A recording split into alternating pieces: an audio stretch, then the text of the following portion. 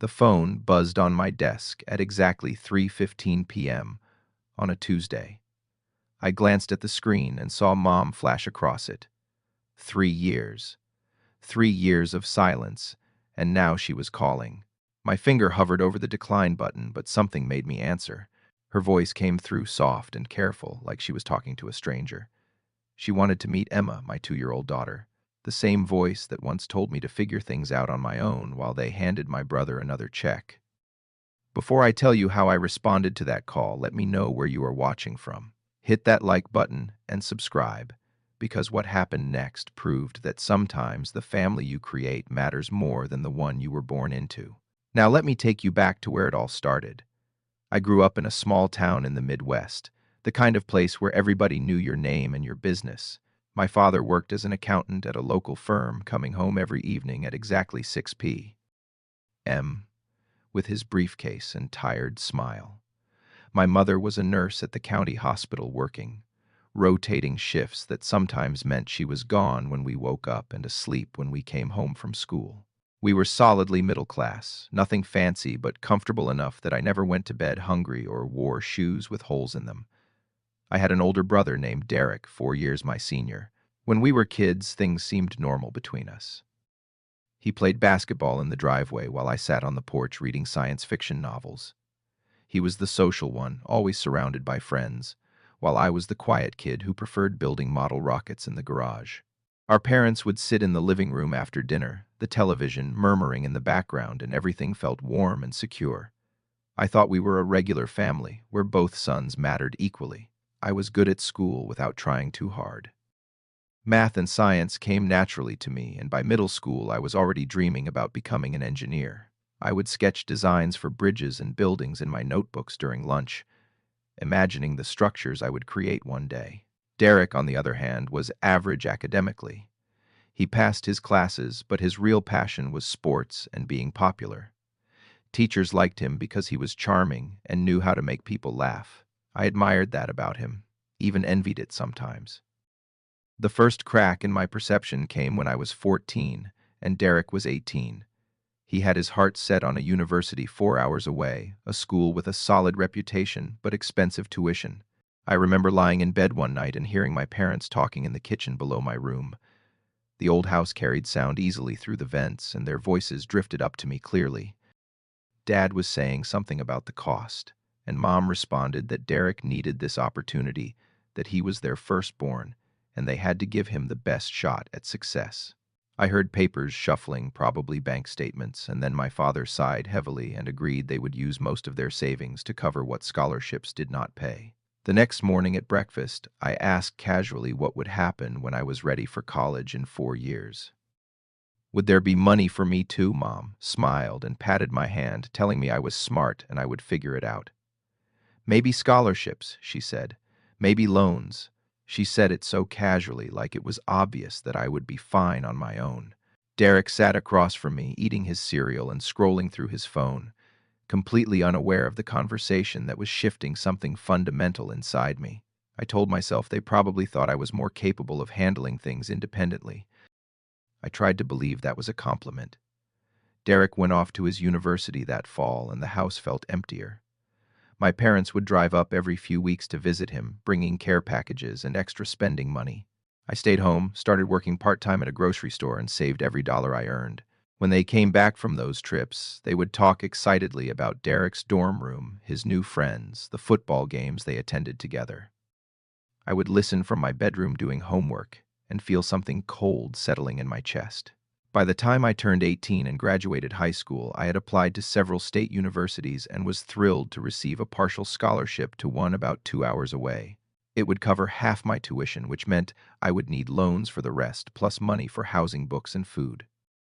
I sat down with my parents to discuss the financial plan, hoping they had saved something in the 4 years since Derek left. My father looked uncomfortable, shuffling papers on the kitchen table. My mother explained that they had helped Derek as much as they could, and now it was my turn to step up and be independent. They would not be able to contribute anything to my education. I worked 2 jobs through college. During the day, I was a student assistant at the university library, reshelving books and helping freshmen find research materials. At night, I waited tables at a chain restaurant near campus, smiling through demanding customers and small tips. My schedule was punishing. I would attend classes in the morning, work the library, shift in the afternoon, grab a quick meal, then head to the restaurant until closing. I studied in the rare gaps between obligations, often staying up until 2 or 3 a.m. to finish assignments. My grades were strong because I refused to let exhaustion be an excuse, but I was running on fumes. Derek, meanwhile, had graduated but was drifting. He had moved back home and was working occasional odd jobs, nothing steady. I would see on social media that he was hanging out with friends, going to concerts, taking weekend trips. Every time I called home, Mom would mention that they were still helping Derek out financially while he found his footing. Just temporary support, she would say, just until he got established. Nobody asked how I was managing. The breaking point came during my junior year. I was 21 years old, buried in student debt, and driving a beat-up sedan I had bought for $800. One icy morning in January, someone slid through a stop sign and clipped my rear bumper. It was not a terrible accident, but my car needed repairs I could not afford. The estimate came back at $800. I had exactly $73 in my checking account and no credit card because I was too afraid of adding more debt to the student loans, already crushing me. I called home, my hands shaking as I dialed. When Dad answered, I explained the situation quickly, trying not to sound desperate. I asked if I could borrow $800, promised I would pay it back as soon as I could, maybe over the next few months. There was a long pause on the other end. Then my father said in a voice that was both tired and firm that I was 21 years old now and needed to handle my own problems. They could not keep bailing me out, he said. I wanted to scream that they had never bailed me out, not even once, but my throat closed up. I thanked him quietly and hung up. That same week, I saw Derek post photos from a bar in the city, expensive cocktails lined up on the table in front of him and his friends. The location tag showed it was a place that charged $15 for a drink. I sat in my dorm room, staring at my phone, doing the math in my head. $15. He could blow that on a single drink while I was trying to figure out how to come up with $800 to fix my car so I could keep getting to my jobs. I sold my laptop to a classmate for $300, borrowed another $300 from a friend, and scraped together the rest by picking up extra shifts. I got my car fixed. I did not call home again for anything. I graduated at 22 with a degree in mechanical engineering and a grade point average high enough to get me noticed by a respected tech company in a city 3 hours away. The job offer felt like validation, like proof that all those sleepless nights and double shifts had been worth something. My starting salary was decent, not amazing, but enough to rent a small studio apartment and begin the long process of paying down my $45,000 in student loans. I called my parents to share the news, hoping for some pride, some acknowledgement. My father said, "That is good, Billy," in the same tone he might use to comment on the weather. My mother asked if I had heard about Derek's new plan. Derek, at 26, had announced he was going to start his own business. He had been working sporadically in sales positions, never lasting more than 6 months at any company, always blaming the management or the company culture when he quit or got fired. But now he had a vision. He wanted to open a digital marketing agency, convinced he could build something successful despite having no formal training in marketing, no client base, and no business experience. What he did have was charisma and the ability to sell a dream. He pitched the idea to our parents over Sunday dinner, painting vivid pictures of the empire he would build, the clients he would land, the money that would pour in once he got started. My parents were captivated. I heard the excitement in Mom's voice when she called to tell me about it. Dad got on the line too, something he rarely did, to explain that they were going to help Derek launch this venture. They believed in him, they said. He had passion, and that was what mattered. I asked cautiously if Derek had any actual experience in marketing or running a business. There was a brief silence, then Dad said that experience could be learned, but passion could not be taught. I should be supportive of my brother, he added. Family supported family. What they did not tell me until later was the amount. They gave Derek $75,000. $75,000. It came from their retirement savings money they had been building for decades to ensure they had security in their old age. They handed it over to Derek, who was 26 years old, with a track record of failure and instability.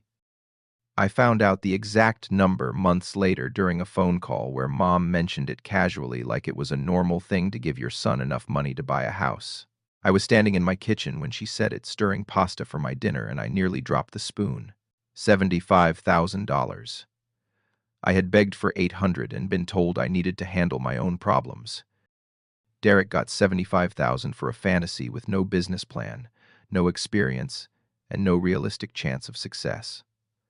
I did not say anything on the call. I just made a neutral sound and changed the subject. After we hung up, I sat on my couch in my tiny apartment and stared at the wall for an hour. 6 months later, Derek's business collapsed. The money was gone. All of it. He had rented an expensive office space in a trendy part of downtown, bought top-of-the-line computers and furniture, hired 2 employees at salaries he could not sustain, and spent thousands on a website and branding that looked impressive, but attracted 0 clients. He had no idea how to actually run a marketing campaign, how to cold call potential customers, or how to manage cash flow. When the money ran out, his employees quit, the landlord evicted him from the office, and Derek disappeared for 3 weeks. Nobody could reach him. His phone went straight to voicemail. My parents were frantic. Then, the calls started coming from the bank. Derek, in his desperation, had taken out a personal loan for $20,000, using his name and whatever credit he had left. When the business failed, he stopped making payments. The bank wanted their money. My parents, who had already given him $75,000 and now had a severely depleted retirement fund, did not have another $20,000 to bail him out. That is when they called me. It was a Sunday afternoon. I was 23 years old, sitting in a coffee shop trying to enjoy a rare day off. My phone rang, and Dad's name appeared. He did not waste time on pleasantries. Derek was in serious trouble, he said. The bank was threatening legal action. If Derek did not pay, it could destroy his credit, possibly lead to a judgment against him. He needed help. Family needed to step up. I asked where Derek was, and Dad admitted they had not heard from him in days. He was hiding from the situation. Then came the ask. They wanted me to co-sign a loan. If I added my name to the paperwork with my steady job and decent credit, the bank would refinance Derek's debt and give more manageable terms. They promised they would make the payments. I would just be a name on paper, a safety net. They swore it would not affect me. I would not have to pay a single dollar. It was just to help Derek avoid legal trouble, and then everyone could move on. Every instinct I had screamed at me to say no. I had my own debt, my own struggles. I was finally starting to build something stable, and co-signing a loan for someone as irresponsible as Derek felt like tying an anchor to my ankle before jumping in the ocean. But my father's voice was strained in a way I had never heard before. My mother got on the line, crying softly, asking me to please not let my brother face this alone. What kind of brother would I be if I turned my back now? Family helped family. How many times had I heard that phrase? It rang in my ears like a guilty verdict. I said yes. I do not know if it was guilt or obligation or some desperate hope that maybe this time, if I helped, they would finally see me as equal to Derek. I went to the bank, signed the papers, and walked out with my name tied to $20,000 of my brother's mess. My parents hugged me, thanked me, told me I was doing the right thing. Derek never called to thank me himself. He had resurfaced by then, living back at home, but he did not have the decency to pick up the phone. For the first 2 months, my parents made the loan payments on time. I checked my bank account obsessively, terrified I would see a missed payment notification. But they came through, and I started to breathe a little easier. Maybe it would be fine. Maybe they would actually keep their word. Then in the 3rd month, my father called. They were a little short, he said. Could I cover the payment this month? They would reimburse me next month, he promised. It was just a temporary setback. I covered it. $375 from my paycheck money I had been planning to use to pay extra on my student loans. Next month came, and Dad called again. Still short. Could I cover it one more time? They would definitely have it together soon. I covered it again, and again, and again. Months turned into a year, and I was making every single payment on Derek's loan. My parents stopped even pretending they would reimburse me. When I called to confront them, Dad said things were tight and I had a good job so I could handle it. They were doing the best they could. Meanwhile, Derek was still living at home, rent-free, eating their food, and as far as I could tell, not even looking for steady work. I was 25 years old, drowning in debt. My student loans, Derek's loan interest, piling up on both. I had been dating a woman named Sarah for 2 years, and we had talked about getting engaged, but I kept pushing it off because I could not afford a ring. I could not imagine planning a wedding when I was barely staying afloat financially. Sarah was patient, working as an elementary school teacher and living with roommates to save money, but I could see the disappointment in her eyes when I explained again why we had to wait 2 years. For 2 years, I paid Derek's debt while he did nothing. I called home less and less, unable to stomach the sound of my mother's voice asking how I was doing, as if she did not know exactly how I was doing, as if she did not know I was drowning.